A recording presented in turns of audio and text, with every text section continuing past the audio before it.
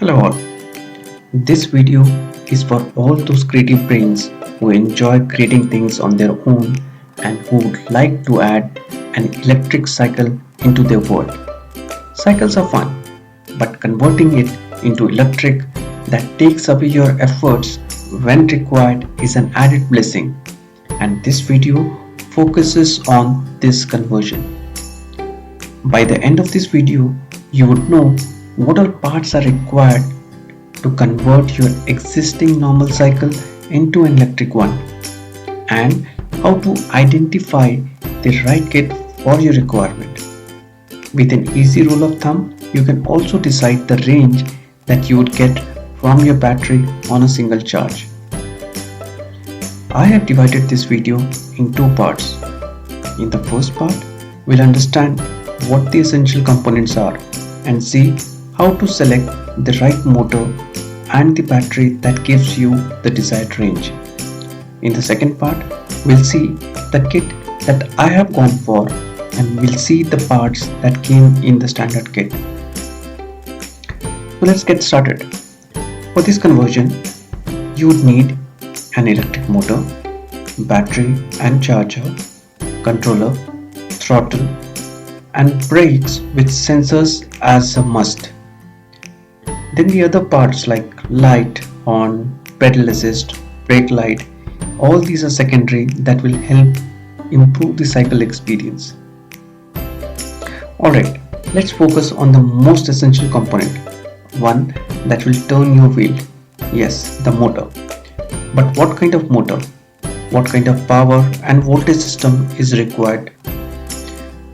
We'll see that soon. Usually 250 watt motor will be good enough for driving in normal city condition that has smaller slopes. But if your terrain is hilly, you may need motor with higher power. Now when you search online or in stores around, you will find there are primarily two kinds of kits that are available. One with hub motor and the other with PMDC motor. Which one we should go for and why? Without getting into technical details about the difference between these two motors, easier way to identify is to ask if the kit comes with an additional chain or with wheel spokes. If you see an additional cycle chain in the kit, it is PMDC motor, while in the case of hub motor, you will see wheel spokes as part of the kit. Let us understand why so. In hub motor, entire hub and the wheel mounted on it rotates, while in case of PMDC motor, its shafts drive the additional chain and that in turn drives your wheel. Because of additional hub motor at the center, spokes that now will be required will be smaller in size, and hence you see additional spokes coming in case of hub motor. The other differences between these two motors can be seen on the screen.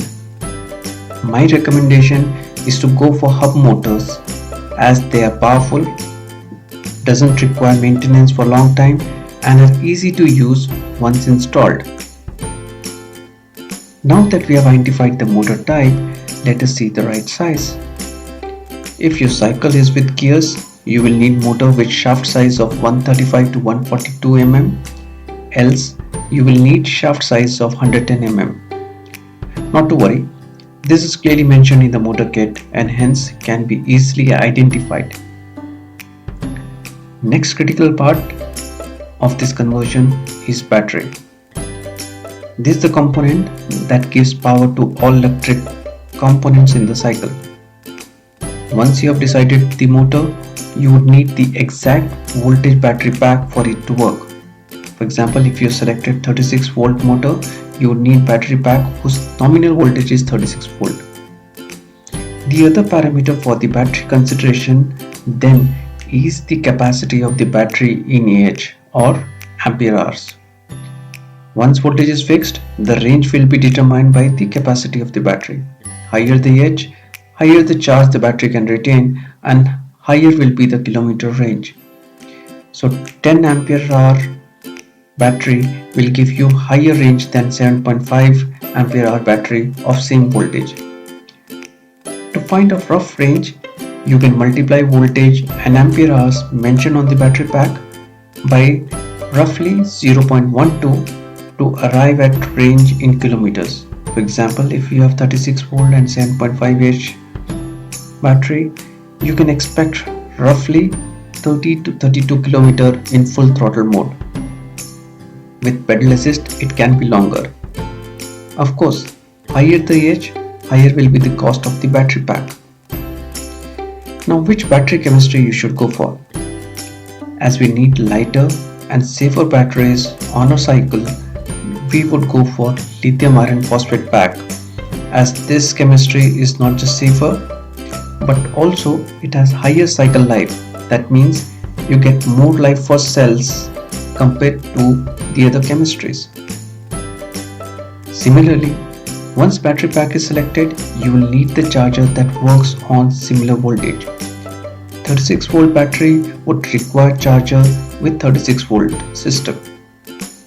Usually standard output DC current from this charger is 2 amperes, and that means if you have 7.5 battery pack, it would roughly take 3.5 to 4 hours to fully charge this battery pack.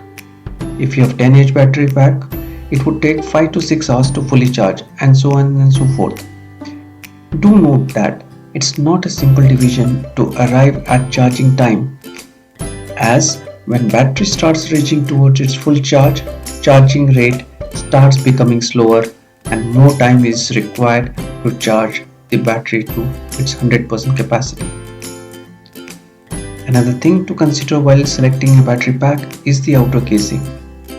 Typically, battery packs comes in soft pack or with hard case. If you have an option, go for hard case, as it not only protects your battery pack but also looks elegant on your cycle. Next is controller. Controller, as the name suggests, controls all the other electric or electronic components and decides what to be done. Choice of controller is again dependent on the motor selection. So if you have selected 36 volt motor, you should go for 36 volt controller system. This controller will have wires that are usually labeled for easy identification to help you join wires with the other components of the kit. Then you need throttle. Now this component is the one that controls the speed of motor. Usually with these kits you can expect a range of around 25 km per hour in normal city condition. Next is brake. We all know what brakes do, but here additionally when brakes are applied, power to motor is automatically cut off from the battery. Pedal assist. This is the component that gets you some more power from the motor that reduces your manual pedaling work. And that's it. These are the essential parts and key decision points for making a choice on the electrical kit that is required. Now, after going through all the options available online, I went for the following option.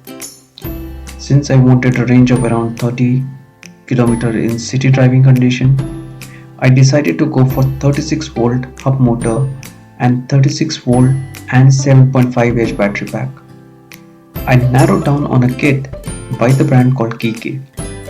We'll see the contents of the kit as I unpack the box ordered online.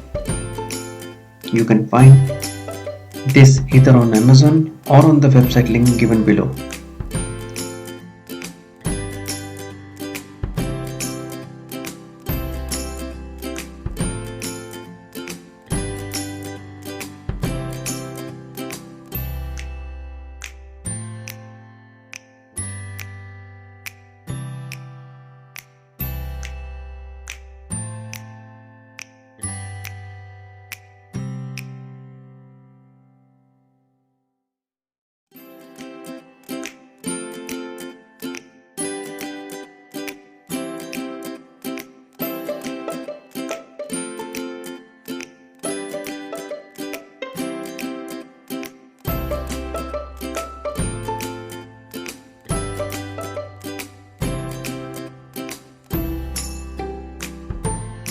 So, in summary, the larger decision making is for motor, battery, controller, and the charger.